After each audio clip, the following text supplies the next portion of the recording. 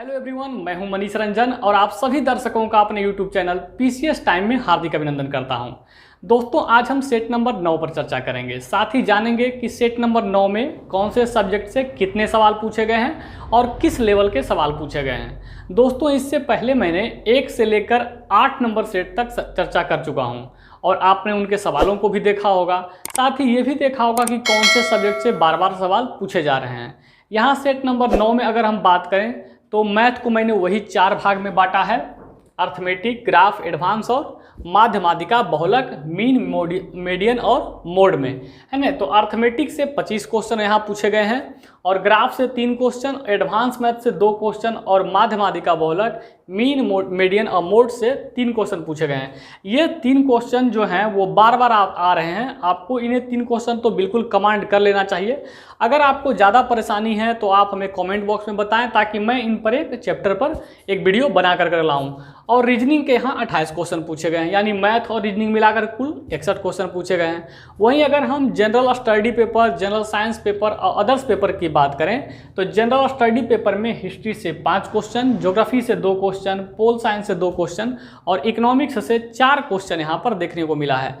किसी किसी सेट में इकोनॉमिक्स के सवाल बिल्कुल कम होते थे, लेकिन यहाँ पर इकोनॉमिक्स के सवाल देखने को मिल रहा है। तो आपको ये इन बातों से अंदाज़ा लग रहा होगा कि किसी भी सब्जेक्ट को छोड़ना अपने आप में एक मूर्खता होगी। अगर हम किसी भी सब्जेक्ट को कम आंकते हैं तो वो मेरे लिए बहुत बड़ी गलतफहमी होगी। अगर हम जनरल साइंस की बात करें तो जनरल साइंस में फिजिक्स से 5 क्वेश्चन, केमिस्ट्री से 1 क्वेश्चन, बायोलॉजी से 4 क्वेश्चन और टेक्निकल से 5 क्वेश्चन पूछे गए हैं। यानी जनरल साइंस से कुल 15 क्वेश्चन पूछे गए थे और वही जनरल स्टडी से 13 क्वेश्चन पूछे गए हैं। अगर अदर सब्जेक्ट की बात करें तो मिसलेनियस यानी विविध के पार्ट से 4 क्वेश्चन, स्पोर्ट्स खेलकूद से 4 क्वेश्चन, करेंट अफेयर्स से 1 क्वेश्चन और कंप्यूटर से 2 क्वेश्चन पूछे गए। कंप्यूटर से हर सेट में सवाल आ रहा है और टेक्निकल क्वेश्चन और मिसलेनियस सवाल हर जगह मिल रहे हैं, तो आपको उनकी तैयारी बेहतर तरीके से करनी चाहिए। अदर सब्जेक्ट में 11 क्वेश्चन पूछे गए हैं, यानी सब मिलाकर 39 क्वेश्चन जीके जीएस से पूछे गए हैं और 61 क्वेश्चन जो हैं वो मैथ और रीजनिंग से पूछे गए थे। तो मैथ रीजनिंग आपके लिए बहुत ही बेहतर तरीके से कर सकता है। आप देख रहे होंगे सेट में कि मैथ की जो संख्या वो ज़्यादा है, तो आपके लिए एक खुशी की बात होनी चाहिए, क्योंकि मैथ के सवाल वेरीफाई नहीं करते हैं, लेकिन रीजनिंग के कुछ ऐसे सवाल होते हैं जहाँ पर डाउट होता है या मतभेद होता है और वो कुछ सवाल गलत होते रहते हैं। लेकिन मैथ आपको पूरा का पूरा नंबर दे के जाएगा। तो आपको ये कोशिश करना है कि हम मैथ और रीजनिंग को बेहतर करें। और मैं ये बार बार आपको कह चुका हूँ कि आप सारे सवाल बनाने की कोशिश करें, क्योंकि रेलवे के जो सवाल आते हैं मैथ और रीजनिंग के बहुत ही लो कैटेगरी होते हैं। आप चाहेंगे तो उसे मेंटेन कर सकते हैं, है ना। तो आप 61 क्वेश्चन मैथ रीजनिंग के और 39 क्वेश्चन जीके जीएस में आपको कोशिश करना है कि उन 100 क्वेश्चन में हम 80 क्वेश्चन का टारगेट रखें और अपने 80 क्वेश्चन के टारगेट को हम पूरा कर सकें। और जब आप इस टारगेट को पूरा करेंगे तभी आप CBT 2 और मेरिट तक भी पहुंच सकते हैं। अगर PT में आप 70-80 के बीच में रहते हैं तो बिल्कुल आपका मेरिट लग सकता है, लेकिन हमको तैयारी 80 नंबर के लिए करनी है ताकि बिल्कुल आपका मेरिट NTPC में बने। तो आइए आज हम सेट नंबर 9 के सवालों को देखते हैं कि सेट नंबर 9 में इन जो सवालों का जो एनालिसिस है, जो पूछा गया है, इन सवालों के किस लेवल के सवाल हैं। क्या सवाल का लेवल हाई जा रहा है या लो कैटेगरी का है या मीडियम कैटेगरी का है। अगर हाई जा रहा है तो कितना दूर तक जा रहा है या किस तरह के सवाल पूछ रहे हैं। देखिए, कुछ लोगों का ये कमेंट बॉक्स में आया था कि कुछ सर पजल में दिक्कत हो रहा है या फिर माध्यमादिका, बहुलक में भी परेशानी है उनको। तो देखिए, आपको एक बात बता देता हूँ, अगर जहाँ पर रीजनिंग के पार्ट जैसे सिटिंग अरेंजमेंट, ब्लड रिलेशनशिप या फिर पजल, इन सब चैप्टर में अगर आपको दिक्कत है तो आपको टॉपिक बाय टॉपिक कंप्लीट करने की कोशिश करनी है। और अगर आपको ज़्यादा दिक्कत होगी तो मैं इन सारे चैप्टर, जो VVI चैप्टर से सवाल बार बार 3-4 की संख्या में आ रहे हैं, जैसे सिलोलिज्म हो गए, पजल हो गए, सिटिंग अरेंजमेंट हो गए, ब्लड रिलेशनशिप हो गए या फिर मैथ के माध्यमादिका, बहुलक हो गए, इन सब चैप्टरों पर मैं एक वीडियो लाऊंगा ताकि आपको उनसे प्रॉब्लम भी खत्म हो जाए और आप कोशिश करें कि NTPC एग्जाम में आपका बिल्कुल सिलेक्शन हो। देखिए, आपके पास अभी लगभग 50 से 60 दिन बचे हुए हैं और आपकी तैयारी अगर बेहतर तरीके से चल रही होगी तो बिल्कुल आप इस बार NTPC क्रैक करेंगे। तो आइए आज हम सेट नंबर 9 के सवालों को देखते हैं कि किस तरह के सवाल पूछे गए हैं। नंबर 9 का पहला सवाल पूछा गया है कि कुंडनकुलम परमाणु ऊर्जा संयंत्र कौन से राज्य में स्थित है। ऑप्शन है आंध्र प्रदेश, कर्नाटक, तमिलनाडु और केरल। तो इसके आंसर होंगे तमिलनाडु। कुंडनकुलम परमाणु ऊर्जा संयंत्र विद्युत का उत्पादन करता है और यह जो संयंत्र है वो रूस के सहयोग से लगाया गया था। और एक और सवाल कभी कभी आपसे परीक्षा में पूछ सकता है कि कलपक्कम परमाणु ऊर्जा संयंत्र कौन से राज्य में है। तो ये भी तमिलनाडु में है, याद रखना है कुंडनकुलम और कल्पक्कम दोनों तमिलनाडु राज्य में स्थित है और ये दोनों विद्युत का उत्पादन करते हैं। ठीक है, तो इसके आंसर क्या होंगे? तमिलनाडु। दूसरा नंबर क्वेश्चन पूछा है, निम्नलिखित में से कौन सा एक भारत का प्रमुख चाय उत्पादक राज्य है? देखिए ऑप्शन है आंध्र प्रदेश, पश्चिम बंगाल, उड़ीसा और महाराष्ट्र। आपको पता होगा कि भारत में सबसे अधिक चाय का उत्पादन करने वाला राज्य असम है और आपको यह भी पता होगा कि पूरे विश्व में सबसे ज्यादा चाय का उत्पादक और निर्यातक भारत ही है और भारत का असम राज्य सबसे ज्यादा चाय का उत्पादन करता है। लेकिन ऑप्शन में असम राज्य नहीं है, ऑप्शन में पश्चिम बंगाल है। पश्चिम बंगाल का दार्जिलिंग और जलपाईगुड़ी ये दोनों जो जिला है वो चाय का उत्पादन सबसे ज्यादा करता है इन चार ऑप्शन के अनुसार से। दूसरे नंबर पर पश्चिम बंगाल, पहले नंबर पर असम है, लेकिन ऑप्शन में असम नहीं है तो पश्चिम बंगाल इसके आंसर जाएंगे। इस बात का ध्यान रखना है। चाय की खेती ढलानी क्षेत्रों में होती है, पहाड़ी क्षेत्रों में जहां पर ढलान होता है, जहां पर पानी नहीं रुक सकते हैं, उन क्षेत्रों में चाय की खेती की जाती है। अगला सवाल 3 नंबर क्वेश्चन है, in human body pancreas in A part of life.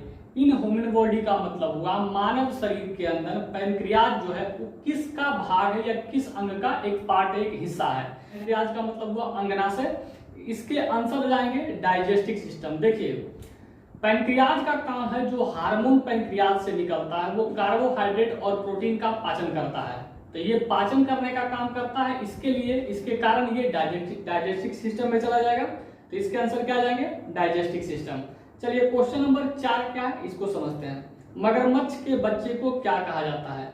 तो मगरमच्छ सरीसृप में आता है। सरीसृप का मतलब है जैसे सांप, मगरमच्छ, छिपकली, ये सब सरीसृप में आते हैं। और सरीसृप जो है अपना श्वसन जो है फेफड़ों के द्वारा करते हैं। लेकिन यहाँ पर पूछा मगरमच्छ के बच्चों को क्या कहते हैं, तो मगरमच्छ के बच्चों को हैचलिंग कहा जाता है। क्या कहा जाता है? हैचलिंग, ये याद रखना है। क्वेश्चन नंबर 5 क्या है सो देखिए। शब्दों के 4 जोड़े दिए गए हैं और इनमें से अलग जोड़े को ज्ञात करना है। 4 ऑप्शन दिए हुए यानी 4 जोड़े दिए हुए हैं। देखिए क्या क्या है। जलीय, समुद्री, यानी समुद्र में रहने वाले जीव को जलीय कहेंगे। वायवीय, उभयचर, यही गलत लग रहा है। दूसरा, आकाश में रहने वाले को वायवीय कहेंगे, भूमि में रहने वाले को स्थलीय कहेंगे। ये 3 ऑप्शन ए, सी और डी सही है, एक जैसा है। लेकिन उभयचर, उभयचर उस प्राणी को या उस जंतु को बोलते हैं जो जल और स्थल दोनों पर रहता है। जैसे मेढक जल पर भी रहता है और स्थल पर रहता है, तो ये उभयचर आते हैं। ठीक है, तो इसके वायवीय नहीं जाना चाहिए, वायु में नहीं रहते, इसलिए इसके आंसर बी गलत होंगे। बी इसके आंसर है। निम्नलिखित में से 6ठा नंबर क्वेश्चन है, निम्नलिखित में से कौन सा इस समूह से संबंधित नहीं है? 4 ऑप्शन दिए हुए हैं और कहता है इससे अलग चुनना है, भिन्न चुनना है। देखिए ये सवाल दरअसल होता है क्लासिफिकेशन का, रीजनिंग का एक टॉपिक है क्लासिफिकेशन, उसी का सवाल होता है। लेकिन इस सवाल को बनाने के लिए आपको थोड़ा बहुत जीके जीएस का भी ज्ञान चाहिए। देखिए कहता ऑप्शन क्या है? श्रीलंका, म्यांमार, बांग्लादेश और भूटान। तो श्रीलंका जो एक ऐसा देश है जो चारों तरफ समुद्र से घिरा हुआ है, यानी एक द्वीप, श्रीलंका को एक द्वीप कह सकते हैं। लेकिन बाकी जो म्यांमार, बांग्लादेश और भूटान है ये एक द्वीप नहीं है। इसका 3 भाग अगर समुद्र से 2 भाग घिरा हुआ है, जैसे बांग्लादेश है इसका 3 भाग घिरा हुआ है, 1 भाग भारत को टच करता है। और भूटान वगैरह समुद्र को टच नहीं करता है, वो सब चाइना बॉर्डर और भारत और नेपाल इन सब बॉर्डर को टच करता है, तो ये आपके अलग हो जाएंगे। तो इसका आंसर क्या हो जाएगा? श्रीलंका। श्रीलंका एक द्वीप है, बाकी एक द्वीप नहीं है, बाकी कोई भी द्वीप नहीं है। 7वां नंबर क्वेश्चन है, 2018 के फीफा विश्व कप की मेजबानी किसके द्वारा की जाना निश्चय हुआ है? देखिए फीफा क्या है? फीफा जो है फुटबॉल का सबसे बड़ा विश्व कप है, यानी जैसे क्रिकेट में विश्व कप खेलते हैं वैसे फुटबॉल के लिए जो वर्ल्ड कप होता है उसको हम फीफा बोलते हैं। और फीफा के लिए जो 2018 में मेजबानी हुआ था वो रूस ने किया था। किसने किया था? इसमें ऑप्शन है नीदरलैंड, पुर्तगाल, रूस और इंग्लैंड। इसके आंसर क्या जाएंगे? रूस। 2014 में जो हुआ था वो ब्राजील में हुआ था। देखिए इसको समझ लीजिए, कभी कभी आपसे परीक्षा में पूछा जाएगा। देखिए क्वेश्चन नंबर कितना है? क्वेश्चन नंबर 7 पूछा गया था। 2014 में जो हुआ था वो ब्राजील में हुआ था। कहाँ हुआ था? ब्राजील में, याद रखना है। 2018 में जो फीफा हुआ था वो कहाँ हुआ था? रूस में हुआ था। और 2022 में जो होना है वो कहाँ होना है? कतर में होना है। तो ये आपसे परीक्षा में आने वाले परीक्षा में पूछा जाएगा कि फीफा वर्ल्ड कप 2022 का कहाँ खेला जाएगा या कहाँ आयोजन होगा, तो याद रखना है कतर। हो सकता है पिछला भी पूछ दे, 2018 में कहाँ खेला गया था, क्योंकि 20 में एग्जाम आप देंगे तो 18 का सवाल पूछा जाएगा, तो ये भी आप याद रखिए। फीफा वर्ल्ड कप जो फुटबॉल हर 4 साल पर होता है। कितने साल पर? 4 साल पर। क्रिकेट विश्व कप 4 साल पर और फुटबॉल विश्व कप 4 साल पर, एशियाई खेल 4 साल पर, ये सब ध्यान रखना है। हर 4 साल पर ये सब वर्ल्ड कप होता है। तो 14/4/18 में हुआ, तो 18 में रूस में हुआ, और 22 में भी होना है, 18/4/22। तो 22 में कहाँ होना है? कतर में। इसको आप याद रखिएगा क्योंकि परीक्षा में आपसे पूछा जाता है। देखिए आने वाला जो विश्व कप है वो कोई भी सवाल आपसे परीक्षा में पूछ सकता है। 8 नंबर सवाल क्या है? मैथ का है। देख लीजिए 8 नंबर सवाल क्या कहता है? कहता A = 2B = 2C। जब ऐसा 3 टर्म बराबर हो जाए आपस में, जैसे हो जाए x = y = z, यहाँ 2 दे दे, यहाँ 5 दे दे, यहाँ 6 दे दे, ऐसा सवाल कोई भी देखने के लिए मिले आपको, तो आप मान निकालने के लिए छुपा दें। आप उल्टा भी देखिए, पहला मेथड तो क्या है कि बराबर k मान लें और सबको k बराबर करें। तो सबको बराबर करेंगे तो a बराबर आ जाएगा k, उसके बाद ये मान हो गया, उसके बाद ये कीजिएगा तो जाएगा b = k/2 और c बराबर आ जाएगा k = 2, क्योंकि दोनों जगह 2 ही लिखा हुआ कि दोनों जगह 2 और 3 है। क्या 3 है? देखिए यहाँ पर 2 की जगह पर 3 है, तो यहाँ पर k / 3 आ जाएगा।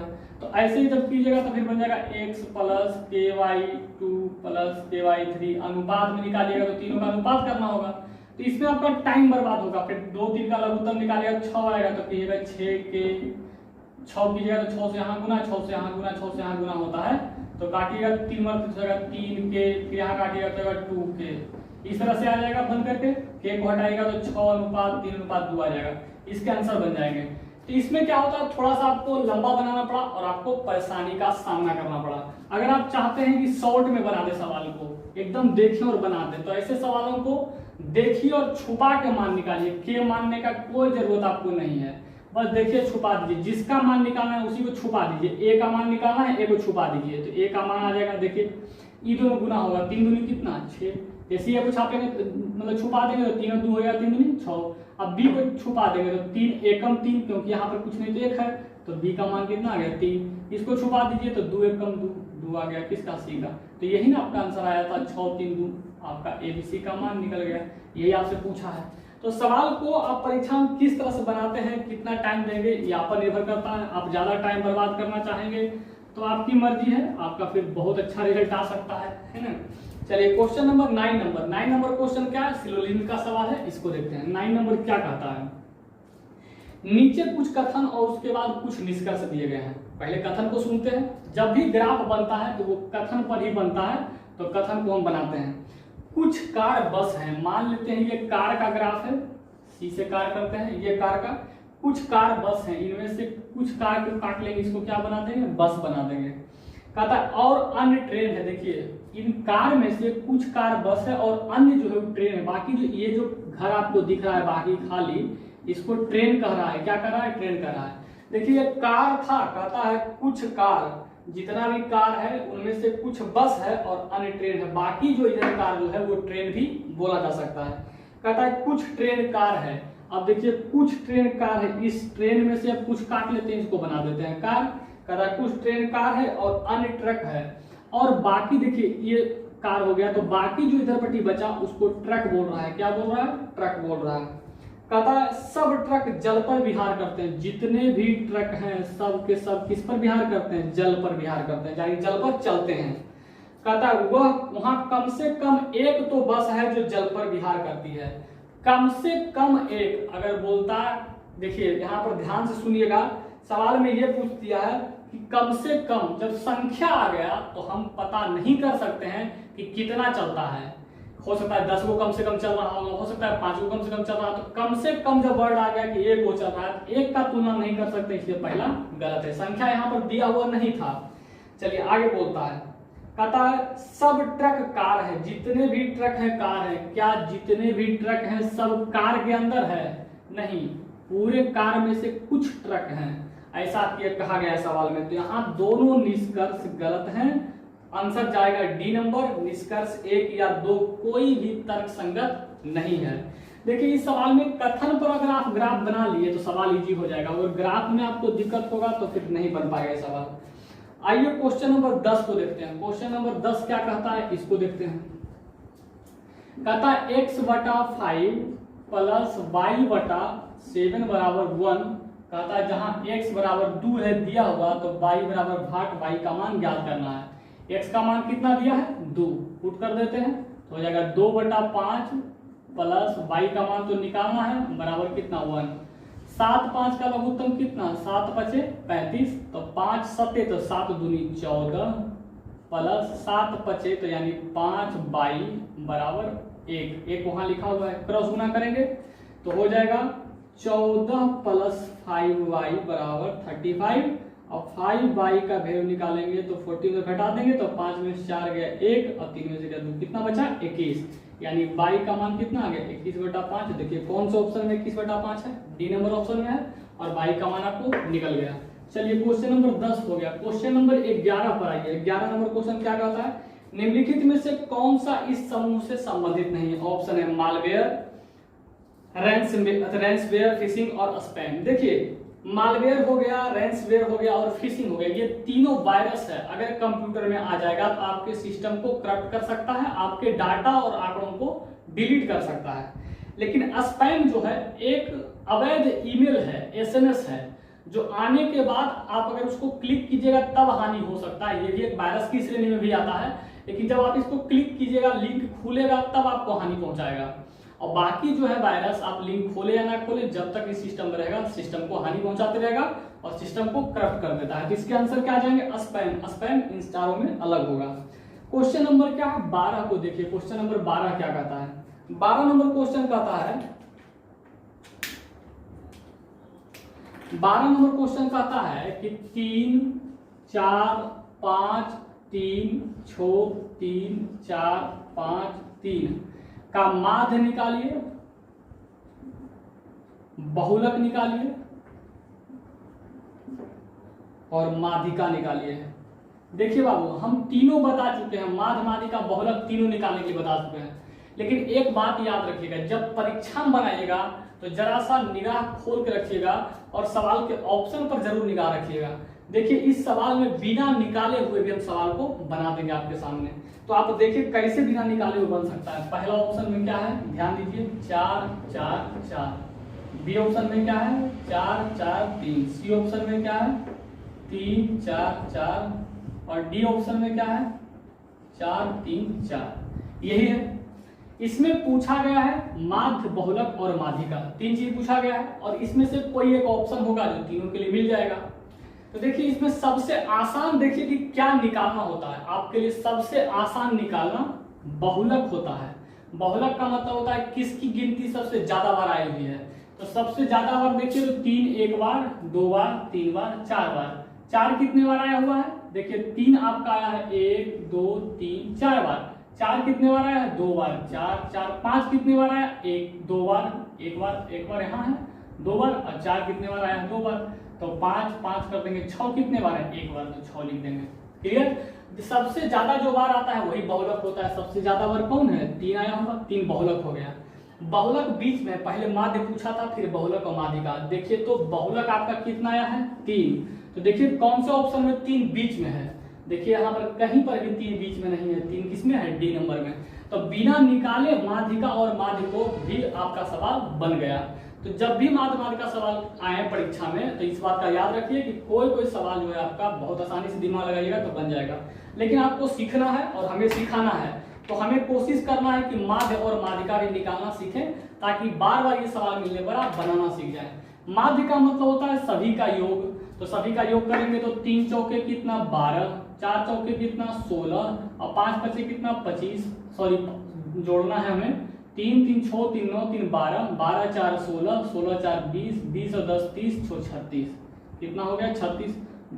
4 2 6 6 2 8 1 9, 9 को तो 9 चौके 36। माध्य कितना हो गया 4। बहुलक आपका 3 आया हुआ है। अब माध्यिका क्या होता है, पहले आरोही क्रम में सजा लिए, बढ़ते क्रम में। तो बढ़ते क्रम में देखिए हम सजा लिए थे, है ना। और बढ़ते क्रम में देखिए कै गो संख्या है तो गिनिएगा तो 9 गो होगा। तो जितना गो होगा अगर विषम संख्या में होगा 9 तो उसमें 1 जोड़ दीजिएगा, बटा 2 कीजिएगा तो 9 1 10 बटा 2 यानी कितना 5। पांचवा पद आंसर है। तो पहला दूसरा तीसरा चौथा पांचवा पद आंसर। देखिए तो 4 3 4 ऑप्शन में है कि नहीं, 3 नंबर में है ना। तो तीनों आप बहुत आसानी से निकाल सकते हैं माध्य माध्यिका बहुलक। और रेलवे में बहुत मुश्किल सवाल नहीं आते हैं। तो चलिए हम कई बार सेट में लगभग 6 सेट में भी 7 सेट में 8 सेट में भी सब आया था माध्य माध्यिका से। तो आपको कोशिश करना है कि कंप्लीट कर लें। क्वेश्चन नंबर 13 क्या है, निम्नलिखित में कौन से व्यक्ति ने स्वतंत्र भारत के प्रथम गृह मंत्री के रूप में कार्य किया था? सरदार वल्लभ भाई पटेल। सबसे पहले स्वतंत्र जब भारत हुआ तो पहला होम मिनिस्टर यानी गृह मंत्री बने थे सरदार वल्लभ भाई पटेल।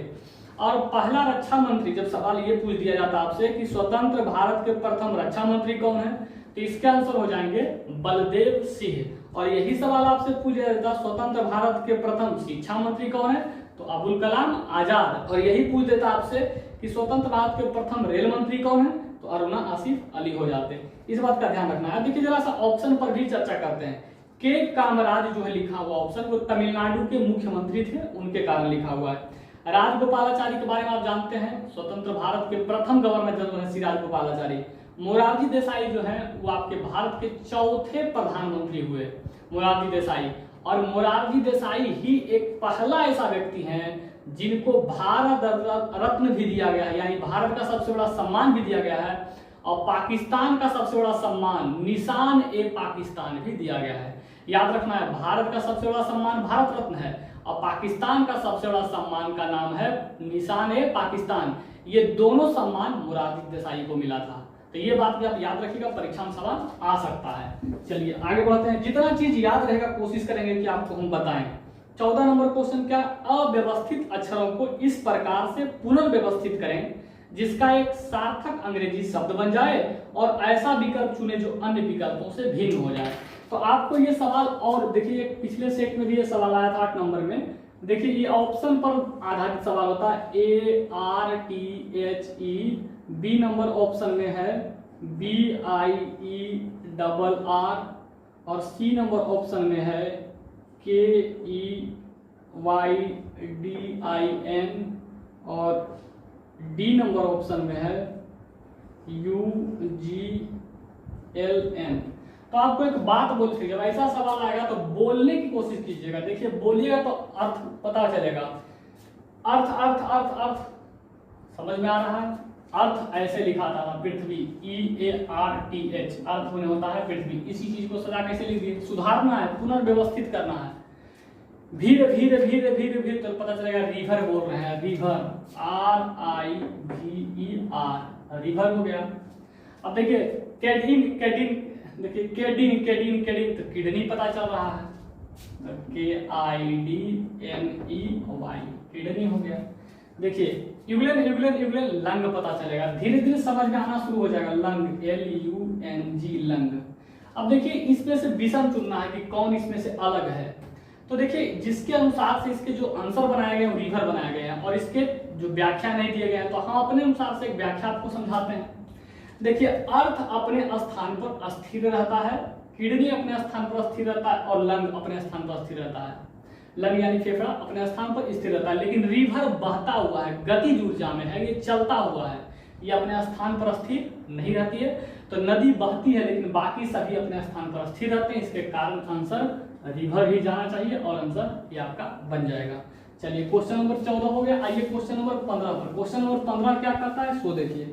क्वेश्चन नंबर 15 कहता है किसी कोड भाषा में रोज आर रेड, क्वेश्चन नंबर 15 है, रोज ROSE, रोज आर रेड, इसको लिखा जाता है कितना 506। उसी तरह से लिखना है violets are blue, BLUE, blue को लिखा 195, ठीक है। और उसके बाद देखिए blue, BLUE, blue, and blue and red are few, कुछ लाल और कुछ नीला है। इसके कोड लिखा है 31405। कहता है कौन सा अंक फ्यू के लिए आया है, FEW के लिए आया है, फ्यू के लिए कौन सा अंक आया है। तो ऐसे सवाल में देखिए अगर फ्यू कहीं और लिखा हुआ, कहीं नहीं लिखा हुआ है, आपको अंक वाला इधर देखना है और इसके अक्षर जो लिखे हैं इसको देखना है। तो देखिए फ्यू कहीं है लिखा हुआ, कहीं नहीं है। अब आर पर आइए, आर कहीं है, देखिए आर यहाँ भी है, आर यहाँ भी और आर यहाँ भी है। तो जो तीनों में यहाँ आर मिल रहा है, तो देखिए तीनों में कौन सा अक्षर मिल रहा है, तो पता चलेगा 5, यहाँ भी है, यहाँ भी है और यहाँ भी है। तो आर के लिए क्या आ गया, AR, आर के लिए आ गया 5। अब आर के बगल में क्या है, रेड, सबको आपको एक करके हटाना है तब नहीं फ्यू का मान निकलेगा। तो रेड कहाँ है, देखिए यहाँ रेड है और देखिए यहाँ रेड लिखा हुआ है पहला और तीसरा में। तो देखिए पहला और तीसरा में कौन सा अंक मिल रहा है, 0। तो देखिए 0 हम हटा देंगे, 0 0 मिल गया पहला और आपका तीसरा में। तो रेड के लिए क्या आ गया, RED, रेड के लिए आ गया 0। अब देखिए एंड यहाँ लिखा हुआ है और देखिए एंड कहीं नहीं है, ब्लू यहाँ है, ब्लू यहाँ है, क्या लिखा हुआ है, ब्लू, और ब्लू यहाँ लिखा हुआ है। देखिए इन दोनों में कौन कौन मिल रहा है, तो गौर कीजिए, देखिए 9 इसमें है, कहीं नहीं लिखा हुआ है, और देखिए 1 यहाँ है, 1 यहाँ भी है। तो इसके आंसर 1 जाने चाहिए। लेकिन अब यहाँ पर बात पूछिए, आपसे ब्लू नहीं पूछा है, आपसे फ्यू का पूछा है। तो ब्लू का आंसर क्या हो गया, 1, ब्लू, BLUE, ब्लू का 1 हो गया। अब देखिए ब्लू जब 1 को भी हटा दिए तो बच गया 3 और 4 बच गया आपका, और यहाँ पर एंड और फ्यू है जो कहीं पर भी मौजूद नहीं है। तो देखिए एंड और फ्यू दोनों के लिए जो वर्ड है 3 और 4 में से कोई आ सकता है, यानी एंड के लिए 3 हो सकता है या फ्यू के लिए 3 हो जाए। तो जब ऐसा सवाल जब रुक जाता है तो इसके सवाल ऑप्शन के अनुसार बनते हैं।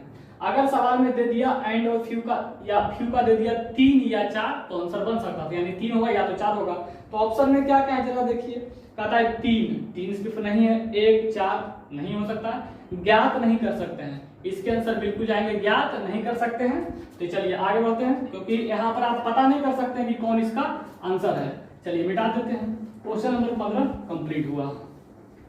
चलिए अब देखिए क्वेश्चन नंबर 16 क्या कहता है। क्वेश्चन नंबर 16 है कि इतना को हल करें, क्या लिखा हुआ है 3x + y और फिर लिखा हुआ है 2x - 3y। हल करें, हल करने का मतलब क्या हुआ, गुना करना है यहाँ पर। इसका मतलब ये नहीं कि सभी सवाल में गुना करना हो जाएगा, यहाँ पर हल करेंगे तो इसको गुना कर सकते हैं। तो पहले 3x को उठाइए और दोनों में गुना कर लीजिए। तो देखिए 3x को अगर 2x से गुना करेंगे तो 3 दूनी 6 और x गुना होने पर x²। अब 3 तिहाई करेगा तो प्लस माइनस माइनस 3 तिहाई 9xy कर देंगे। अब देखिए y को उठाना है और xy में गुना करना है, फिर y को यहाँ भी गुना करना है। तो y से 2xy गुना करेंगे तो हो जाएगा प्लस 2xy, और ये जाकर के इसके साथ गुना करेगा तो हो जाएगा -3y², ये हो जाएगा। अब देखिए गौर करके 6x² और ये 9x है, ये 2xy है। तो एक बार माइनस में एक बार प्लस में कोई लिखा हुआ है, तो प्लस माइनस माइनस होता है, यानी 9 में से 2 को चल जाएगा तो बचेगा क्या को 7 को, यानी 7xy - 3y²। तो देखिए कि कौन से ऑप्शन में ये ऑप्शन आया हुआ है, 6x² - 7xy और -3y²। देखिए कौन सा ऑप्शन में, सी नंबर में। तो इसके आंसर हो जाएंगे सी नंबर। बस करना कुछ नहीं था, गुना करना था। बस यही याद आपको रखना है कि जब भी आप गुना करें तो पहला उठा करके दोनों में गुना कर लीजिए, फिर ये उठाइए, ये दोनों में गुना कर लीजिए, तो आपको इससे आसानी होगा और गलती नहीं होगा। प्लस माइनस का भी ध्यान रखना है। क्वेश्चन नंबर 17 क्या कहता है, सो देखिए 17 नंबर क्वेश्चन है। 17 आदमी एक काम को 30 दिन में करते हैं, यानी मैन इनटू डे कितने दिन में, 30 दिन में काम कर रहे हैं। तो उसी काम को 9 आदमी, उसी काम को करना है 9 आदमी कितने दिन में, x दिन में मान लेते हैं 9 आदमी। 9 आदमी कितने दिन में, 9 गुने x, यानी यहाँ मैन इंटू डे हो जाता है। तो मैन इंटू डे बराबर मैन इंटू डे काम करता है। अब देखिए इसको क्रॉस करते हैं, काटते हैं, 3 से काटेंगे तो 3 तिहाई 9 और 3 दहे के 30। अब तो ये 17 आदमी यहाँ पर 15 आदमी लिखा हुआ था, एक बार ध्यान दे देना है।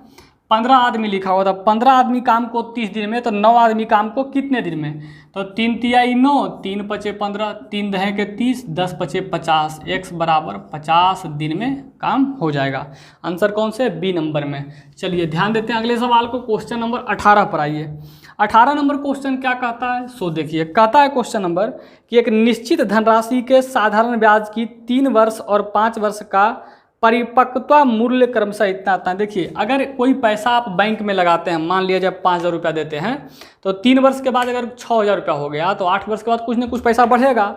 तो वही कहना चाह रहा है कि 5 वर्ष में, 3 वर्ष में वो पैसा हो जाता है। पैसा आपका पी नाम मान के चलिए, पी नाम का पैसा है जो 3 वर्ष अगर बैंक में छोड़ दीजिएगा तो हो जाएगा 8255 रुपया। और अगर उसी पैसा को आप 5 वर्ष के लिए छोड़ दीजिएगा बैंक में साधारण ब्याज से, तो हो जाता है 9425 रुपया। देखिए ज़्यादा दिन के लिए बैंक में छोड़ेंगे तो ब्याज भी ज़्यादा मिलेगा, तो पैसा भी मेरा ज़्यादा हो जाएगा। बैंक में छोड़ेंगे तो देखिए तो कितना ज़्यादा हो गया भाई। 5 में से 5 गया 0, 12 में से 5 गया 7, और ये हो गया 3, यानी 3 में से 2 गया 1, और 9 में से 8 गया 1। 1170 रुपया कितने वर्ष में? 2 वर्ष। 2 वर्ष का अंतर है। 2 वर्ष में कितना हो गया? 1170 रुपया। तो सोचिए 3 वर्ष में कितना हो जाएगा। तो पहले 1 वर्ष में पैसा हो जाएगा 1170/2। 1 वर्ष का निकल गया। तो 3 वर्ष पूछा है तो 3 से गुना करेंगे तो कई वर्ष का निकल जाएगा? 3 वर्ष का एक ही बार। चलिए काटिए इसको, 2 से काटिए। 2 पचे 10, 2 8 16, और 2 पचे 10, यानी 5 तिया 15 के 5, 8 तिया 24 एक 25 के 5, 2 5 तिया 15, 2 17, 1755 रुपया हो जाएगा 3 वर्ष का ब्याज। तो ब्याज निकल गया 1755 रुपया। मूलधन मिश्रधन कितना हो गया था? ये 8200। इसमें से घटा दीजिए 8255 में से मूलधन निकल जाएगा। कितना पैसा आपका था? 5 में से 5 गया 0 0, 12 में से 5 7 गया 5, और ये हो गया कितना? 7 7 में से गया 6, 6500 रुपया। ये 6500 रुपया आपका मूलधन हो गया। लेकिन आपसे दर पूछ दिया तो देखिए लिखिएगा 1755 रुपया ब्याज, मूलधन हो गया 6500, साल हो गया 3, आर का मान निकालना है बटा कितना? 100। 2 शून्य कैंसिल। चलिए अब काटिए। 5 5 10 और 18, 3 से कट रहा है, 3 से काटते हैं, या 13 से भी काटिए। 13 एकम 13, या 5 पारस भी काट सकते हैं, 5 कैसे काटिए। चलिए पहले 3 से काट लेते हैं। तो 3 से काटेंगे तो 3 पचे 15, 2 17, 3 8 24, 3 पचे 15, 585 मरते कट गया। अब देखिए काटिए फिर 5 से। 5 13 65, और 5 एकम 5, और 17 पचे 85, यही हो गया। तो एक अब 13 17 से काटेंगे तो 9 मरते कट गया। तो आर का वैल्यू कितना आ गया? 9%। आपको दर निकल गया। यही सवाल आपसे पूछा था, 9% आपसे दर पूछा गया। तो सवाल कुछ नहीं था, बस आपको सोचना था। 3 वर्ष में पैसा इतना हो जाता है, आप पी नाम का मूलधन लगाते हैं तो इतना हो जाता है, यानी मिश्रधन। और 5 वर्ष में इतना, तो ब्याज कितना ज़्यादा मिला? 1170 रुपया का। कई वर्ष में एक्स्ट्रा मिला? 2 वर्ष में। तो 2 वर्ष का अगर इतना, तो 3 वर्ष का निकालने के लिए इतना बटा 2 गुने 3 किए, तो आ गया मेरे पास 1755 रुपया। ये 3 वर्ष का ब्याज है। अगर मिश्रधन में से ब्याज घटा दीजिएगा तो मूलधन निकल जाता है। 6500 मूलधन आ गया। तो मूलधन गुने समय गुने दर बराबर बटा 100। साधारण ब्याज का फॉर्मूला तो साधारण ब्याज 1755 था। ब्याज बराबर PRT बटा 100 पर करके आर का मान निकाल लिए। तो ये चीज़ को आपको समझना है। चलिए क्वेश्चन नंबर 17 के बाद आ जाइए क्वेश्चन नंबर 18 पर। देखिए हम वही मेथड बताने का कोशिश कर रहे हैं आपको जो सभी बच्चों को समझ में आ जाए, ज़्यादा ट्रिकली नहीं समझाने की कोशिश कर रहे हैं। देखिए 19 नंबर क्वेश्चन क्या है कि लिखा हुआ है, ऑरेंज को लिखा हुआ है कोड और कस्टर्ड को लिखा हुआ है कोड। तो कहता है आपको अगला का बताना है। तो मिला करके लिखा हुआ है। देखिएगा जैसे जी है तो जी को क्या लिखा गया है? भी। मिला के लिखा गया तो मिला के आप लिख लीजिएगा जी को क्या लिखा गया है? मिला के। देखिएगा बगल में जो सामने है उसका, वही सवाल कई बार आ चुका है। चलिए 19 के बाद आ जाइए क्वेश्चन नंबर 20 पर। क्वेश्चन नंबर 20 क्या कहता है सो देख लेते हैं। 20 नंबर क्वेश्चन है Kaushik square theta. 20 number question पर आइए। 19 नंबर हो गया था, 20 नंबर को देखते हैं। चलिए 20 नंबर क्वेश्चन देख लेते हैं। कहता है 20 नंबर में cosec square theta plus 2 tan theta into cot theta minus cot square theta. यही है आपका। देखिए अब इसमें तोड़िए कौशिक और कॉट। देखिए यहाँ पर cosec square theta minus cot square theta बराबर 1 फार्मूला होता है। क्या होता है? फार्मूला होता है 1। तो इतना और इतना का वैल्यू कितना आ गया? 1, तो 1 प्लस, और tan theta into cot theta बराबर भी 1 फार्मूला होता है। tan theta into cot theta बराबर 1। तो 1 को अगर 2 से गुना करेंगे तो हो जाएगा 2 गुने 2, यानी 2 एकम 2। तो 1 प्लस 2 बराबर कितना? 3। इसका आंसर क्या हो जाएगा? 3। देखिए त्रिकोणमिति में फार्मूला तो आप बिल्कुल याद रखिए, इस सब में बेईमानी मत कीजिए। त्रिकोणमिति में हार्ड सवाल आता ही नहीं है। चलिए क्वेश्चन नंबर 20 के बाद क्वेश्चन नंबर आ जाइए 21 पर। क्वेश्चन नंबर 21 क्या कहता है सो देखिए। कहता है P और Q के गति का अनुपात 2:3 है। गति का मतलब हुआ चाल दिया हुआ है। कहता है 3 घंटे में Q नाम का एक व्यक्ति है, 3 घंटा में 360 किलोमीटर दूरी तय किया। 3 घंटा में कितना तय किया? 360 किलोमीटर। तो अगर 3 से काटेंगे तो 120 मरते कैंसिल होगा, यानी 1 घंटा में 320 किलोमीटर। तो यानी कह सकते हैं 120 किलोमीटर पर आवर। ये हो गया चाल किसका? Q का। तो तो Q का अगर यहाँ पर कितना यूनिट है 3 यूनिट, तो हम कह सकते हैं ना इतना बराबर 120, क्योंकि Q का चाल 120 आया है और यहाँ यूनिट में कितना है 3 लिखा हुआ है। तो 3 से काटेंगे तो 40 तिया 20 हो जाएगा, यानी 1 यूनिट का वैल्यू 40। तो 40 दूनी 40 यूनिट का वैल्यू अगर यहाँ गुना करेंगे तो निकल जाएगा 40 गुने 2 यानी कितना 80, तब इसका 120 होगा। अगर आप इसको 120 मानते हैं तो ये यहाँ पर ये कितना बन जाएगा 80 बन जाएगा। आपसे सवाल में यही पूछ दिया है P का चाल कितना होगा। देखिए तो सवाल में क्या पूछा गया है कि P का चाल या गति कितनी है, तो 80 किलोमीटर पर आवर। कौन सा ऑप्शन में 80 किलोमीटर पर आवर, पहले ऑप्शन में दिया हुआ है। चलिए आगे बढ़ जाते हैं। क्वेश्चन नंबर 21 हो गया। क्वेश्चन नंबर 22 पर आइए। क्वेश्चन नंबर 22 क्या कहता है उसको देख लीजिए। 22 है, यदि 2.5 किलो सब्जी की कीमत 2.5 kg, क्वेश्चन नंबर 22 पर आइए। 2.5 kg यानी 2.5 kg, 2.5 kg सब्जी का कीमत 120 रुपया है, तो 1 किलोग्राम के 3/4, 1 किलोग्राम के 3/4 का मूल्य कितना होगा। देखिए सबसे पहले क्या कीजिए कि आप इसका 2.5 kg का दाम 120 है, तो पहले 1 kg का दाम निकाल लेते हैं। तो 1 kg का दाम बराबर होगा 120 बटा कितना 2.5।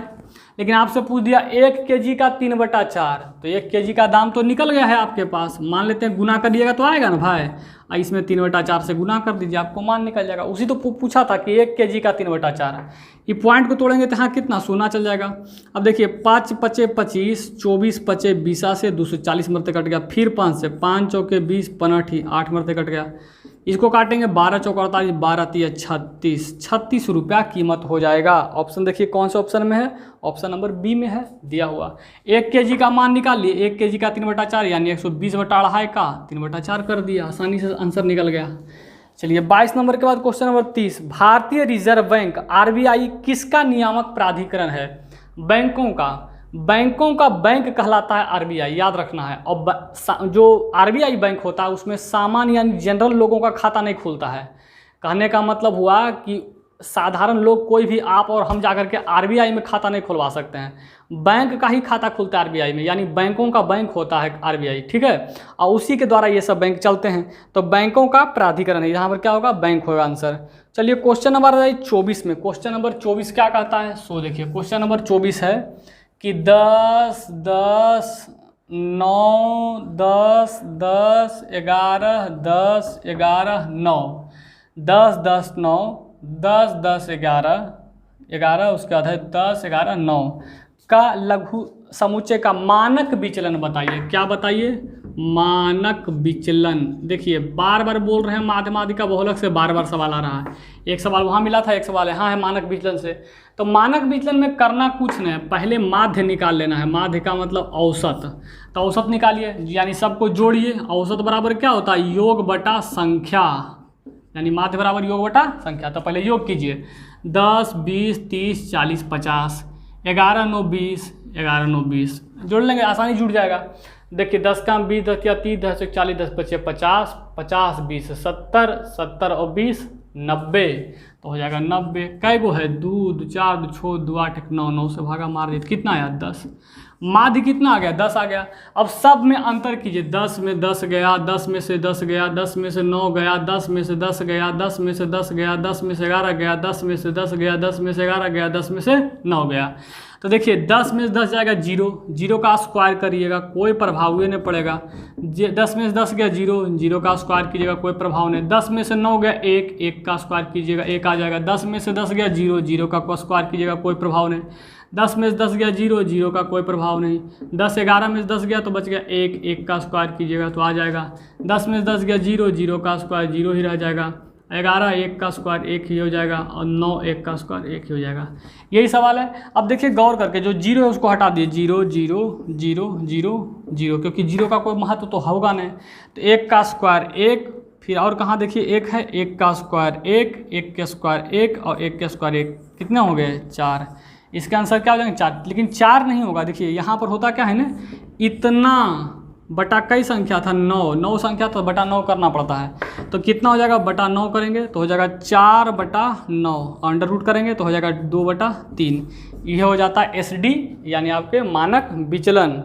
ठीक है, तो इसका आंसर क्या आ जाएंगे 2 बटा 3, इस रूप में आंसर आते हैं। ये सवाल हम कई बार बता चुके हैं, पीछे सेट में भी देखिएगा, अगर दिक्कत होगा समझने में तो पीछे वाला जाके सेट में भी देखिएगा तो हम बनाए हुए हैं मानक विचलन। चलिए 24 हो गया। क्वेश्चन नंबर 25 पर आइए। क्वेश्चन नंबर 25 क्या कहता है उसको देखते हैं। 25 नंबर क्वेश्चन है, यदि इतना को इतना लिखा जाए और इतना को इतना लिखा जाए तो साइको के क्या लिखा जाए। कुछ नहीं किया गया, बस मिलाकर लिखा गया है। आपको ध्यान रखना है। देखिए क्वेश्चन नंबर 25 सारे सवाल अब बताएंगे सेट में तो बहुत आप बेईमानी करवा रहे हैं और हमसे भी आप बहुत मेहनत करवा रहे हैं। इतना को लिखा है 4 3 5 6 1, उसी तरह से लिख दिया है ECHOES को कुछ वर्ड लिख दिया है। तो आपसे पूछ दिया है PYSCHO को क्या लिखा जाएगा। तो आपको मिला मिला के लिखना है। जैसे P को मान 6 है तो P का मान 6 आएगा, Y का मान देखिए 5 है तो 5 आएगा।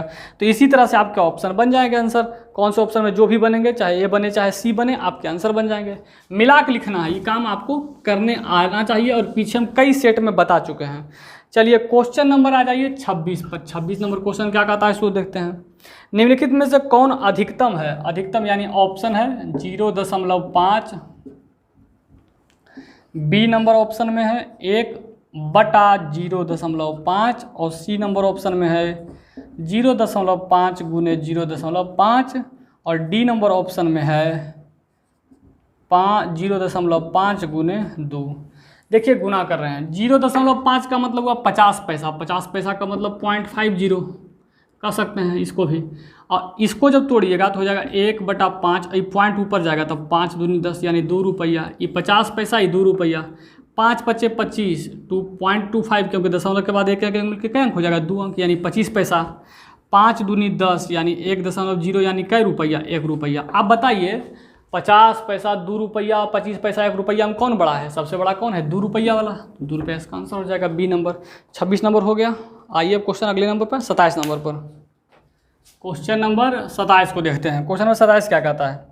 कौन से क्रिकेटर ने विश्व कप T20 क्रिकेट में 1 ओवर में 6 छक्के लगाए थे। तो इसके आंसर है युवराज सिंह। युवराज सिंह ने इंग्लैंड के खिलाफ 1 ओवर में 6 मतलब 1 ओवर में 6 बार गेंद फेंका जाता है, यानी 6 गेंद पर 6 छक्के लगाए थे। सभी गेंद पर छक्के लगाए थे। तो इसका आंसर क्या होंगे, युवराज सिंह। याद रखना है युवराज सिंह भारत का खिलाड़ी है, भारतीय खिलाड़ी है। देखिए अब यहाँ पर बात आती है कि T20 विश्व कप कब से भारत में खेला जा रहा है या कब से शुरू हुआ है T20 वर्ल्ड कप। तो 2007 से शुरू हुआ। इसमें पहला बार जो है T20 विश्व कप का विजेता भारत ही हुआ था। चलिए अब आइए क्वेश्चन नंबर 28 पर। क्वेश्चन नंबर 28 क्या कहता है इसको देखिए। एक आयत है और एक आयत का परिमाप दिया हुआ है 34 सेंटीमीटर। आयत में लंबाई होता है, ये चौड़ाई होता है और ये विकर्ण कहलाता है। इस बात का ध्यान रखना है। ये जो कोना कोनी होता है वो विकर्ण कहलाता है, ये लंबाई और ये चौड़ाई कहलाता है। तो देखिए आयत का परिमाप, आयत का परिमाप बराबर दिया हुआ है, कितना दिया हुआ है 34 सेंटीमीटर है। तो 34 दिया हुआ। अब आयत का परिमाप का फार्मूला होता है 2 इंटू लंबाई प्लस चौड़ाई बराबर कितना है। 34 दिया हुआ है, काटेंगे तो कितना मरते, 17 मरते। तो L प्लस B का मान कितना निकल गया, 17। अब देखिए सवाल में कहता आयत का विकर्ण 13 है। विकर्ण का फार्मूला भी होता है, विकर्ण का फार्मूला होता है L square plus B square under root में, है ना। तो देखिए आयत का विकर्ण दे दिया है, आयत का विकर्ण दे दिया गया है। कितना दे दिया गया है भाई, देखिए 13 दे दिया गया। सवाल में दे दिया आयत का विकर्ण 13 है और आयत का विकर्ण का फार्मूला होता है L square plus B square under root बराबर 13 कर देंगे। तो इधर जब अंडर रूट है उधर ले जाएंगे तो मान आ जाएगा L square plus B square बराबर 13 के स्क्वायर कितना, इधर अंडर रूट है उधर जाकर स्क्वायर बन जाता है, 13 का स्क्वायर 169। तो देखिए दो चीज़ आपको ज्ञात हो गया। तो एक फार्मूला होता है L प्लस B के दी होल स्क्वायर बराबर L square plus B square plus 2LB। तो L प्लस B के यानी L प्लस B का मान 17 है, तो 17 का स्क्वायर कितना 289 और L स्क्वायर B स्क्वायर का मान 169 दिया हुआ है बराबर प्लस 2AB प्लस 2LB। 169 घटा दीजिए तो आ जाएगा 2LB का मान निकल जाएगा। 9 में से 9 गया तो 0 और 8 में से 6 गया तो 2 और 2 में से गया 120 यानी LB का मान कितना 60। LB का मान कितना गया 60। और आपसे सवाल में पूछा आयत का क्षेत्रफल बताइए। तो आयत का क्षेत्रफल का फार्मूला होता है, आयत का क्षेत्रफल का फॉर्मूला होता है लंबाई गुने चौड़ाई यानी LB। और देखिए तो LB का मान कितना है 60, तो LB का मान जब 60 पुट करेंगे तो आंसर निकल जाएगा। तो सवाल में याद रखना है, एक परिमाप का फॉर्मूला याद रखना है 2 × लंबाई प्लस चौड़ाई, और विकर्ण का फॉर्मूला याद रखना है। इन दोनों के जगह पर मान देने के बाद हम ये वाला फार्मूला लगाए A + B के दी होल स्क्वायर का फार्मूला है, उसी के आधार पर आंसर निकाले हैं। चलिए क्वेश्चन नंबर 28 हो गया। क्वेश्चन नंबर 29 पर आइए। 29 नंबर क्वेश्चन क्या कहता है सो देखते हैं। क्वेश्चन नंबर 29 क्या कहता है कि खाली स्थान लिखा है वेब पेज, उसके बाद खाली स्थान है का उपयोग बनाने के लिए किया जाता है ना। देखिए वेब पेज का मतलब होता है जाल पृष्ठ, और देखिए वेब पेज क्या है समझ लीजिए। जब भी आप जैसे मोबाइल खोलते हैं तो आप देखते होंगे जैसे गूगल पर जाते हैं तो सर्च करते हैं तो कुछ चीज़ें आती है, तो वही जो पेज खुल के आता है वही है वेब पेज, और ये HTML के द्वारा निर्धारित होता है, निर्मित होता है। तो इसे हम HTML डॉक्यूमेंट भी बोलते हैं वेब पेज को। तो इसका आंसर यही पूछा गया, किसके द्वारा बनाए जाते हैं, तो HTML के द्वारा बनाए जाते हैं। अच्छा, पहला वेब पेज जो है किसने तैयार किया था, सवाल पूछ सकता है परीक्षा में। पहला वेब पेज जब आप गूगल खोलते हैं तो एक पन्ना खुलता है ना, उस पन्ना में बहुत सारा लिखा था, तो टिम बर्नर्स-ली जो है उसके पहला पेज को लिखे हैं टिम बर्नर्स-ली ने। चलिए क्वेश्चन नंबर 30 पर आ जाइए। 29 तो हो गया, इसके HTML आंसर जाएंगे। 30 नंबर है 4, 8, 7 और वाट का चतुर्थानुपात ज्ञात कीजिए। पहला, दूसरा, तीसरा, चौथा ज्ञात करना है। तो करना कुछ नहीं, अनुपात, समानुपात, अनुपात ऐसे सजा देना है। नज़दीक से नज़दीक, दूर से दूर। यहाँ पर x मान लीजिए, तो नज़दीक से नज़दीक, दूर से दूर, तो हो जाएगा 4x बराबर 8 सते या 8 × 7 लिख सकते हैं, 4 दूनी 8, x 14। इसका आंसर क्या जाएंगे 14 निकल गया, चतुर्थानुपाती, आसानी से बन जाएगा। चलिए 30 के बाद है क्वेश्चन 31 पर।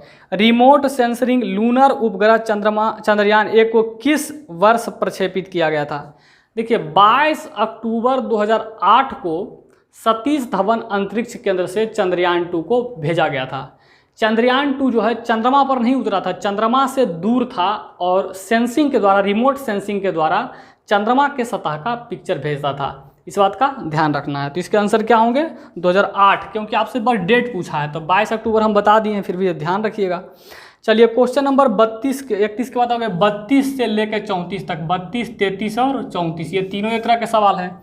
तो एक वृत्त बना हुआ है और कहता है पाई चार्ट एक कक्षा की छात्रों को पसंद को दर्शाता है, चार्ट का अध्ययन करें, उस पर आधारित प्रश्नों के उत्तर दें। देखिए एक पाई चार्ट बना हुआ है, एक वृत्त बना हुआ है जिसमें फिगर बने हुए हैं, बनाने की कोशिश करते हैं। यहाँ पर है फिजिक्स का, PHY कर देते हैं, फिजिक्स को समझ जाइएगा 25%। अब मैथ के लिए है 20%, MATH मैथ के लिए कितना है 20%। और उसके बाद एक केमिस्ट्री के लिए, केमिस्ट्री को CHE कर देते हैं, केमिस्ट्री को समझ जाइएगा 20% ये भी है, केमिस्ट्री भी। और सोशल साइंस SS कर देते हैं, सोशल साइंस समझ जाइएगा, सोशल साइंस SCI कर देते हैं, SCI यानी हो गया 10%। Social science, physics, chemistry, bio जो भी है। कंप्यूटर, सोशल साइंस यहाँ पर लेंगे हिस्ट्री ज्योग्राफी से, और कंप्यूटर का साइंस, कंप्यूटर साइंस तो CS कर देते हैं, कंप्यूटर साइंस। कंप्यूटर साइंस का मान है 15%, याद रखना है। और लैंग्वेज का मतलब कोई भाषा हो गया, तो लैंग्वेज कर देते हैं, LNG लैंग कर देते हैं, समझ जाइएगा 10%। आपको समझाने के लिए तो फिगर में हम सवाल दे दिए हैं, मतलब बना हुआ फिगर है। चलिए कहता है भौतिकी विषय से, सबसे पहला बात समझिए, पहले सवाल को पढ़ने से पहले देखिए सब सब्जेक्ट के बारे में दिया हुआ है, जितना भी सब्जेक्ट है सबके बारे में दिया हुआ है। तो याद रखिए अगर ये वृत्त के अंदर प्रतिशत में आएगा, सब प्रतिशत में 10, 25 सब प्रतिशत में, तो प्रतिशत में रहेगा तो 100% मानना है, टोटल का मान 100% हो जाएगा। जोड़ने की कोशिश नहीं करना, वो रहेगा 100%। आप जोड़ के देखना चाहिए, देखिए 10, 20, 20, 40, 10, 50, 50 और इधर पट्टी आपका 25, 25, 50, 100 हो गया। और अगर डिग्री में रहेगा 10 डिग्री, 20 डिग्री, तो इसका मान 360 डिग्री होता है। टोटल जोड़ने पर कितना होता है 360 डिग्री। ये चीज़ आप याद रखिएगा, अगर प्रतिशत में है तो 100% और डिग्री में है तो 360 डिग्री। तो सवाल में क्या बोला है सो देखिए, सवाल में बोला है भौतिकी विषय से संबंधित। भौतिकी विषय में कितना है भाई, फिजिक्स में 25%, तो लिख देंगे 25%। भौतिकी विषय में संबंधित सेक्टर का कोण का मान बताइए, यानी 25% का मान आपको डिग्री में बताना है। किस में बताना है? डिग्री में। तो अभी तुरंत बोले थे कि प्रतिशत में 100%, तो डिग्री में 360 डिग्री होता है। तो इसको हम कह सकते हैं कि 100% बराबर 360 डिग्री। तो देखिए 0 0 कैंसिल हो गया, ये जाकर पॉइंट मारेगा तो 1% का वैल्यू हो जाएगा 3.6 डिग्री। 3.6 डिग्री। इस चीज़ को आप निकाल लिए, ये आपके लिए बहुत काम देगा। तो सवाल में बोला 25% को डिग्री में बताइए, डिग्री में ऑप्शन दे है। तो 25%, जब 1% का वैल्यू 3.6, तो 25 का निकालेंगे तो इसमें गुना कर देंगे 3.6, इसको पॉइंट तोड़ दिए। 5 दूनी 10, 5 पचे 25, 2 18, 18 पचे 90, 90 डिग्री हो जाएगा पहला के आंसर। देखिए ऑप्शन में है, ऑप्शन नंबर डी में दिया हुआ है। दूसरा सवाल क्या है? छात्रों की कुल संख्या 500 है, तो छात्रों की कुल संख्या कितना हो जाएगा? 100%, याद रखिए प्रतिशत में दूसरा सवाल बना रहे हैं, तो 100% बराबर 500 कहिएगा, याद रखिए। तो काटिएगा तो आ जाएगा 1% का वैल्यू कितना? 5 आ जाएगा। तो कहता है ऐसे छात्र जो कंप्यूटर साइंस, रसायन शास्त्र और भौतिकी को पसंद करते हैं। कंप्यूटर साइंस 15, रसायन शास्त्र 20, कंप्यूटर साइंस, रसायन शास्त्र और भौतिकी 25। तो देखिए 25 और 15, 40, 20, 60, तीनों को जोड़ दिए तो कितना आ गया? 60% आया। तीनों को याद रखिएगा, तीनों को जोड़ने पर कहता है पसंद करते उनका अनुपात अन्य विषयों के छात्रों के साथ कितना? अन्य विषय, देखिए बाबू, जब 3 को जोड़े, किसको किसको? कंप्यूटर को जोड़े, केमिस्ट्री को जोड़े और इसको जोड़े, तो 25 और 15, 40, 20, 60 आया। तो 100% टोटल है, अगर हम 60% निकाल दिए तो बाकी कितना बचेगा? 40% में बचेगा। 100% है और 60% तो पहले ले लिए, तो 40% बचा। इन्हीं दोनों का अनुपात पूछा है। 20 तिया 60, 20 दूनी 40, 3:2, 6000 5000 का कोई काम नहीं था बउआ करने का, 500 का, 3:2 आंसर हो जाएंगे। अगला सवाल है 34 नंबर, ये हो गया 32, दूसरा सवाल हो गया 33 और 34 नंबर। यदि कक्षा में कुल 80 छात्र हैं तो कुल कितना प्रतिशत? 100%। तो हम कह सकते हैं, देखिए इधर बना देते हैं, 100% बराबर कितना? 80। तो काटेंगे तो आ जाएगा यानी 2/5, यानी 1% का मान कितना? 20 चौके 80, 20 पचे 100 करेंगे तो 1% का वैल्यू आ जाएगा 4/5। ठीक है, 20 चौके 80 काटे हैं, 20 पचे 100, चलिए तो 4/5 आ गया। ये 1% का वैल्यू निकल गया, इसको याद रखिएगा, निकल गया यहाँ पर। कहता है उनमें से कितने छात्रों को कंप्यूटर साइंस पसंद है? कंप्यूटर साइंस कितना को पसंद है? 15% को। तो 15% का वैल्यू निकालने के लिए क्या करेंगे? 4/5 गुने 15%, 5 तिया 15, 4 तिया 12, 12 ऐसा छात्र है जिसको कंप्यूटर साइंस पसंद है। तो आंसर क्या होगा? बी नंबर हो जाएगा। देखिए अब आ जाइए क्वेश्चन नंबर 35 पर। 35 नंबर क्वेश्चन क्या है सो ध्यान देखिए, कोडिंग का सवाल है। देखिए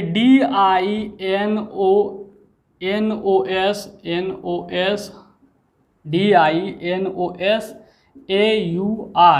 इधर लिखा हुआ है बराबर में LPTTWDWS, और आपको लिखना है किसका मान? ELAMINGO का। तो देखिए D का मान 4 होता है, I का मान 9, N का मान 14, O का मान 15, S का मान 19, A का मान 1 का मान 21 और R का मान 18। सबका कोड लिख रहे हैं 12 20। कोड तो आप एकदम मुंह पर याद रखिए बाबू, कोड अगर आपको दिक्कत होगा तो फिर हम कुछ नहीं कर सकते हैं। देखिए कितना बढ़ा दिया? 8। देखिए कितना बढ़ा दिया? 9 7 16, 14 6 20। पहले 8 बढ़ाया, फिर 7 बढ़ाया, फिर 6 बढ़ाया, फिर 5 बढ़ाएगा, 15 5 20। देखिए 19, 4 23, 4 बढ़ाया, फिर 3 बढ़ाएगा, फिर 2 बढ़ाएगा। तो क्या आप नहीं बना सकते हैं? पहले 8 बढ़ाइएगा, फिर 7 बढ़ाइएगा, फिर 6 बढ़ाइएगा। तो सीरीज तो आपको पता चल गया है, बहुत आसान सवाल है, सीरीज हम पकड़ा दिए, बस इससे बना लीजिए। चलिए क्वेश्चन नंबर 35 हो गया। आइए क्वेश्चन नंबर 36 को देखते हैं। देखिए क्वेश्चन नंबर आ जाइए 36 को। 36 नंबर क्वेश्चन क्या कहता है सो देखिए। 36 नंबर क्वेश्चन है, निम्नलिखित में से कौन सा एक समूह से संबंधित नहीं है? गति, समय, त्वरण और द्रव्यमान।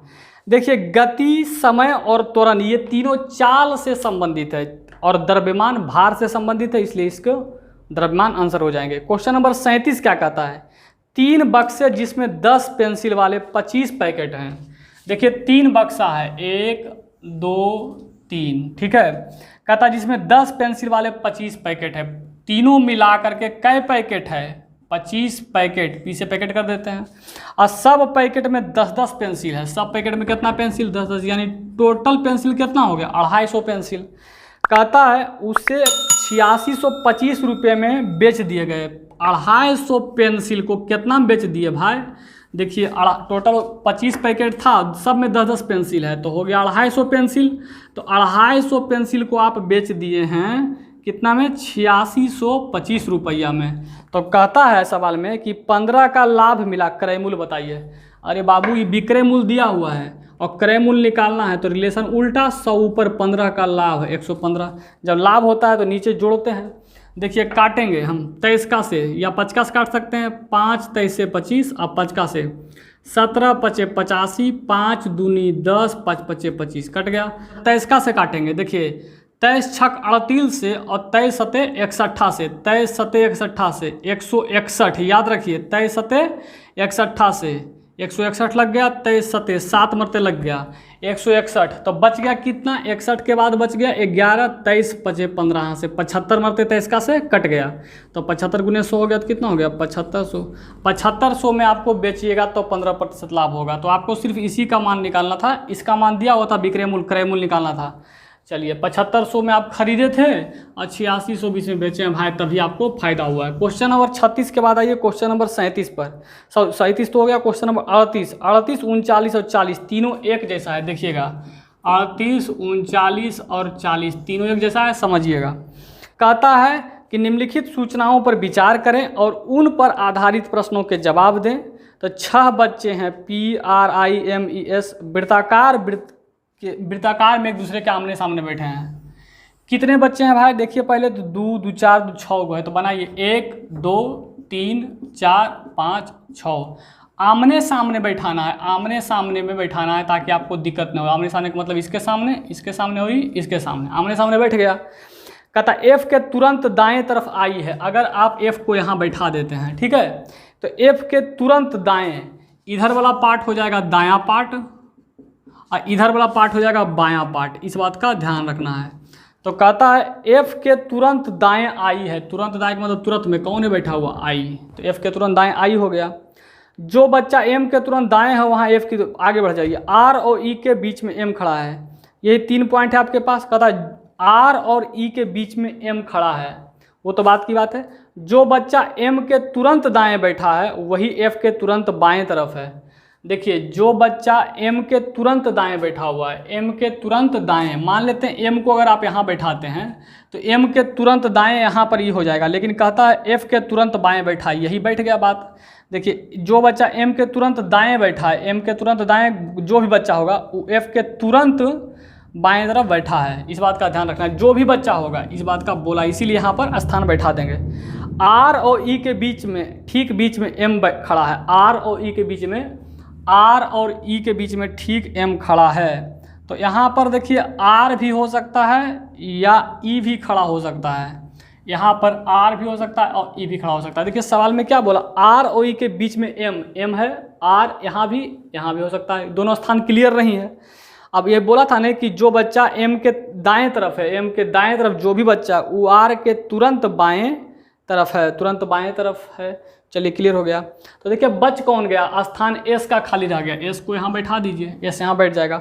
अब देखिए ऑप्शन, किसके तुरंत दाएं आई है, किसके तुरंत बाएं। अगर S यहाँ बैठा हुआ है और S के बाएं पूछा है तो S के बाएं कौन होगा, I इसके आंसर बन जाएंगे। तो यहाँ पर सवाल पूछा किसके तुरंत बाएं आई है, यानी S के बारे में चर्चा किया, इसके आंसर S होंगे। यदि एक पत्ता, अगर यह पता हो कि F के तुरंत बाएं E है, F के तुरंत बाएं कौन है, E है, अगर पता होता तब कह रहा है तो ठीक बीच में, कहता है तो किसके ठीक बीच में S खड़ा है। अगर यहाँ E होता, बाबू मेरी बात ध्यान सुनिएगा, अगर यहाँ E होता तो R को यहाँ बैठना पड़ता, और अगर R यहाँ से हट यहाँ बैठ जाता तो R और I के बीच में S होता। R और I यानी I और R के बीच में कौन होता, S होता। तो ये बात भी आपको ध्यान रखना है। चलिए क्वेश्चन नंबर 40 क्या कहता है, सो देखिए क्वेश्चन नंबर 40 के बारे में क्या है भाई। 40 नंबर क्वेश्चन क्या कहता है, R किसके ठीक बीच में खड़ा है।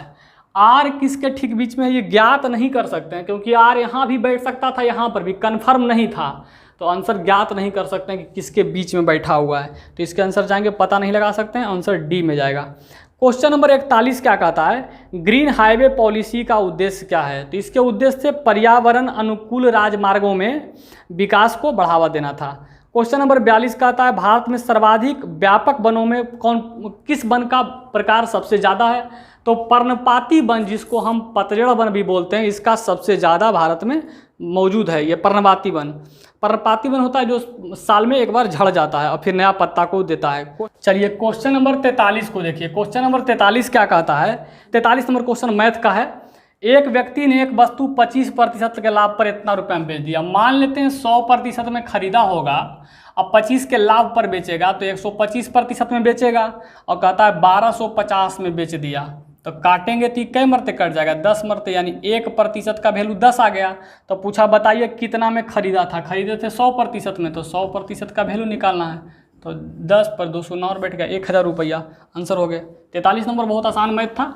44 नंबर क्वेश्चन जीके का है। निम्नलिखित में से कौन सा एक उपग्रह सेवा प्रदाता है?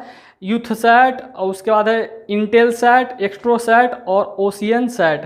तो इसके आंसर है इंटेलसैट। याद रखना, इंटेलसैट जो है उपग्रह सेवा प्रदान करता है। चलिए क्वेश्चन आ जाइए, भारत में एशियाई खेलों का आयोजन कौन से साल किया गया था? 45 नंबर क्वेश्चन है। तो भारत में देखिए, अगर बात आता है सबसे पहले एशियाई खेल कब हुआ, तो सबसे पहले एशियाई खेल भारत में हुआ था। और एशियाई खेल में सिर्फ एशिया के खिलाड़ी ही भाग लेते हैं, और ये सबसे पहले दिल्ली में हुआ था 1951 में। याद रखना, एशियाई खेल 1951 में दिल्ली में हुआ था। लेकिन यहाँ पर 1951 तो है नहीं, ऑप्शन 51, तो अब यहाँ 78 82 दिया हुआ है। तो याद रखना है कि दिल्ली में जब एशियाई खेल पहला बार 1951 में हुआ था, तो ये प्रथम एशियाई खेल था, प्रथम। लेकिन दूसरा बार जो है भारत में 1982 में हुआ, और ये 9वां एशियाई खेल है। कैमा है? 9वां। तो यहाँ पर पहला बार भारत में सबसे पहला बार 1951 में हुआ, और दूसरा बार कब हुआ? 1982 में। तो ऑप्शन के अनुसार 1982 सही हो जाएगा। अब यहाँ याद रखना ये भी कि 2018 में 18वां हुआ था। याद रखना है 2018 में 18वां एशियाई खेल हुआ था, 18वां। और ये कहाँ हुआ था ये भी याद रखना है, जकार्ता में हुआ था। पूछ सकता है सवाल परीक्षा में, इसलिए हम लिखा दे हैं। हर 4 साल पर होता है। तो अभी 2022 में होगा। 2022 में होना है कहाँ? चीन में होना है। ये 19वां होगा। ये कैमा होगा? 19वां। और ये कहाँ होगा? चीन में। तो ये सवाल आपसे पूछ सकता है कि 2022 में एशियाई खेल कहाँ होगा? चीन में होगा। या फिर ये भी पूछ सकता है 2022 में कौन सा एशियाई खेल है? तो 19वां है। इस बात का ध्यान रखना है। चलिए सवाल को जानिए जरूर, जो भी सवाल है उसे कोशिश कीजिए समझने का। चलिए क्वेश्चन नंबर 46 है। निम्नलिखित में से कौन से स्थान की अद्वितीय प्राकृतिक पर्यावरण की वजह से यूनेस्को द्वारा 1985 में वैश्विक विरासत स्थल घोषित किया गया है? तो मानस वन्यजीव अभयारण्य है, उसी को वैश्विक पर्यावरण घोषित किया गया है। चलिए क्वेश्चन आ जाइए 46 के बाद क्वेश्चन नंबर 47 पर। क्वेश्चन क्या कहता है? 47 नंबर, 1905 में बंगाल के विभाजन का आदेश किसके द्वारा दिया गया था? लॉर्ड कर्जन के द्वारा। लॉर्ड कर्जन ने 1905 ईस्वी में बंगाल का विभाजन कर दिया, और यही बंगाल फिर अलग हो गया। बाद में यही फिर उड़ीसा वगैरह ऐसे सबसे बिहार भी अलग होता है। अगला 48 नंबर, भारत में राज्यपाल की नियुक्ति कौन करता है? 48 नंबर क्वेश्चन है। भारत में राज्यपाल की नियुक्ति राष्ट्रपति करता है, और ये त्यागपत्र राज्यपाल राष्ट्रपति को ही देता है। 49 नंबर, एक भारतीय राज्य की प्रथम महिला मुख्यमंत्री कौन थी? देखिए, किसी भी पूरे भारत में सबसे पहले महिला मुख्यमंत्री यूपी में बना था। यूपी में उसका नाम था सुचेता कृपलानी। तो इसका आंसर क्या है? डी नंबर, सुचेता कृपलानी सबसे पहली मुख्यमंत्री महिला हैं। क्वेश्चन नंबर आइए 50 पर। क्वेश्चन नंबर 50 क्या कहता है? सो देखिए, जीके का सवाल था, आगे निकलते चला गया। जेड की आयु वर्तमान आयु ए से आधा है। एक ए है और एक जेड है, नाम का 2 व्यक्ति है। कहता है जेड की वर्तमान आयु, जो वर्तमान में आयु है, जेड की वर्तमान आयु ए की आयु से आधा है। ए से आधा है, तो अगर ए को 2 मानिएगा तो 2 का आधा कितना? 1, यानी जेड का 1 हो गया। 5 वर्ष बाद ए और जेड की आयु 11:6 है। 11:6 है। तो कहता है 3 वर्ष के बाद जेड की आयु बताइए। 3 वर्ष के बाद आपको बताना है, 3 वर्ष बाद जेड की आयु, किसकी आयु? जेड की आयु बताना है, यही सवाल है। वर्तमान में ए का आधा जेड है, लेकिन 5 वर्ष के बाद 11:6 हो जाता है। तो देखिए, ऐसे सवाल में एक बात याद रखिए, जब भी कोई व्यक्ति बढ़ेगा तो जितना ई बढ़ेगा उतना ई भी बढ़ेगा। जैसे हम हैं और आप हैं, तो जितना 5 साल में हम बढ़ेंगे उतना आप भी बढ़िएगा। तो देखिए यहाँ कितने का अंतर है, 5 का, लेकिन यहाँ पर देखिए 9 का अंतर है, तो अंतर गलत है, इसको सही करिए। तो बीच के अंतर से गुना होता है, दोनों बीच में कितना अंतर, 5 का, 5 से यहाँ भी गुना कीजिए, यहाँ भी गुना कीजिए, तो क्या 5 दूनी 10 और 5 एकम 5। क्लियर। और यहाँ देखिए कितने का अंतर, 1 का, तो उसी रह जाएगा, गुना करेंगे तो 11 एकम 11, 11 6 रह जाएगा।